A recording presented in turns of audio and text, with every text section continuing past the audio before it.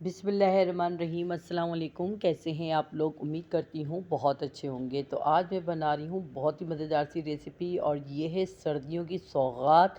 अगर सर्दियों में हमने शलजम गोश्त ना खाया और वो भी बछिया के गोश्त में ना, तो फिर कुछ भी नहीं खाया।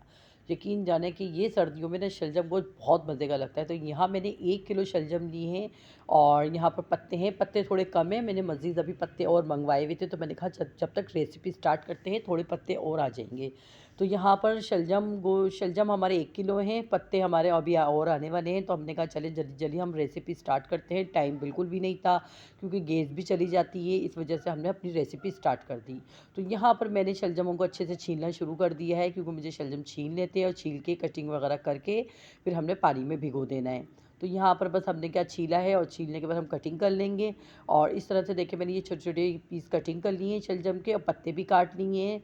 और यहाँ पर हम पानी में भिगो देंगे इनको। इनको अच्छे से वॉश करना बहुत ज़रूरी होता है, मसल मसल के पानी से ना अच्छे से वॉश कर लेना चाहिए। मैंने बहुत अच्छे से धो लिया था और धोने के बाद फिर मैंने पानी में भिगो दिया था, क्योंकि जितनी देर में हमारा गोश्त पकेगा ना, उतनी देर में हमारे शलजम और पत्ते वगैरह है ना पक जाएंगे, यानी कि शलजम गोश्त पक जाएगा हमारा ना। तो ये पत्ते और शलजम ना भीगे रहेंगे पानी में। तो यहाँ पर हम लोग चलते हैं रेसिपी की तरफ, स्टार्ट करते हैं। तो यहाँ पर मैंने अपनी कढ़ाई में ऑयल डाल दिया है। ऑयल डालने के बाद मैंने एक बड़े साइज़ की प्याज डाली है बारीक काट के, और प्याज को हमने सोते करना है, कलर नहीं लाना। यहाँ सोते हो गया था प्याज। यहाँ पर मैंने 250 ग्राम बछिया का गोश्त डाला है और हड्डी के साथ लिया था, भले से बाद में आप हड्डी निकाल दें। और यहाँ पर मैंने गोश्त बछिया का लिया था। तो बछिया के गोश्त में ये बहुत मज़े का पकता है, तो चिकन में नहीं अच्छा पकता। तो यहाँ पर मैंने गोश्त डाल दिया, गोश्त को अच्छे से मिक्स करा, यानी कि जैसे फ्राई करा। कलर चेंज हो गया था तो मैंने 1 चम्मच लहसुन अदरक का पेस्ट डाल दिया, 1 चम्मच नमक डाल दिया है। और नमक डाल के हम फिर से इसको फ्राई करना शुरू कर देंगे। प्याज के साथ ऑयल में लहसुन अदरक और नमक के साथ गोश्त अच्छे से फ्राई होने हो गया है हमारा। और फिर अब मैंने इसमें डाल दिया है 1 टेबलस्पून पिसी हुई लाल मिर्च, और क्वार्टर टी स्पून में इसमें डालूंगी हल्दी। हल्दी पाउडर ज़रूरी होता है डालना हरी हरी सब्जियों के साथ। और एक मैंने टमाटर डाल दिया है दरमियाने साइज़ का बारीक काट के। अब अच्छे से हम इसे करेंगे मिक्स। और इतनी सिंपल रेसिपी है ना, और इतनी मज़े की बनेगी ना, जो नए पकाने वाले हैं ना उनके लिए तो बहुत ही ज़बरदस्त है। जो नई लड़कियां पकाती हैं ना, जिनको आता नहीं है पकाना, जैसे मैं भी पहले नहीं आता था मुझे पकाना, तो बस यहाँ हमने क्या करा, इसको भून लिया। अब हमने इसमें पानी डाल के इसको गलने के लिए लगा देंगे। हम इसमें देखें पानी डाल दिया है, और पानी डाल के हम इसको गलने के लिए लगा देंगे। तकरीबन मैंने इसमें डाला 2 गिलास भर भर के पानी डाल दिया था, और ढक्कन ढक देंगे। जब ये गल जाएगा गोश्त ना, तो हम इसको भून लेंगे।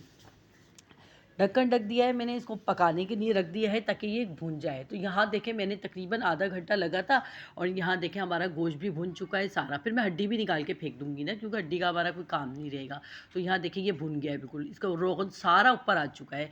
बहुत मज़े का बनता है और इतनी आसान सी रेसिपी, आप देखिएगा कोई ज़्यादा मसाले नहीं डले।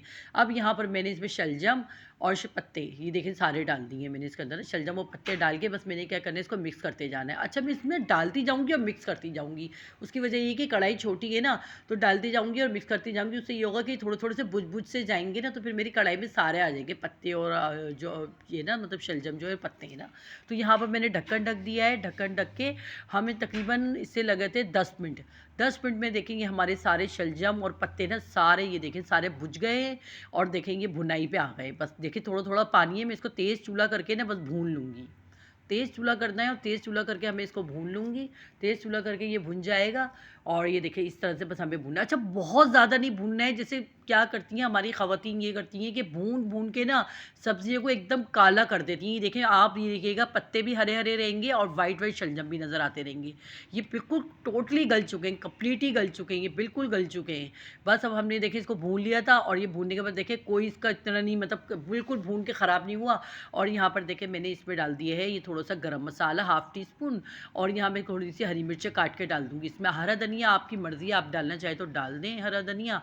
और बस हमने क्या करना है, 1 से 2 मिनट के लिए दम पे रख देना है। गरम मसाला पिसा हुआ डाल के और हरी मिर्चें काट के डाल के ना दम पे रख देंगे 1 से 2 मिनट के लिए। बस ये देखें कितनी ज़बरदस्त, ये देखें कितनी अच्छी खुशबू इसके अंदर ही रहेगी गरम मसाले की। और ये देखें कितना अच्छा हमारा शलजम गोश्त तैयार हो चुका है। कुछ लोग इस पर पालक भी डालते हैं, लेकिन पालक के साथ इतना अच्छा जायका नहीं लगता। जो शलजम के अपने पत्ते होते हैं ना, उससे ज़्यादा मज़ेदार बनता है। और स्पेशली बछिया के गोश्त पे बहुत मज़ेदार सिंपल सी रेसिपी बनी है। नए पकाने वालों के लिए तो बहुत ही आसान रेसिपी है।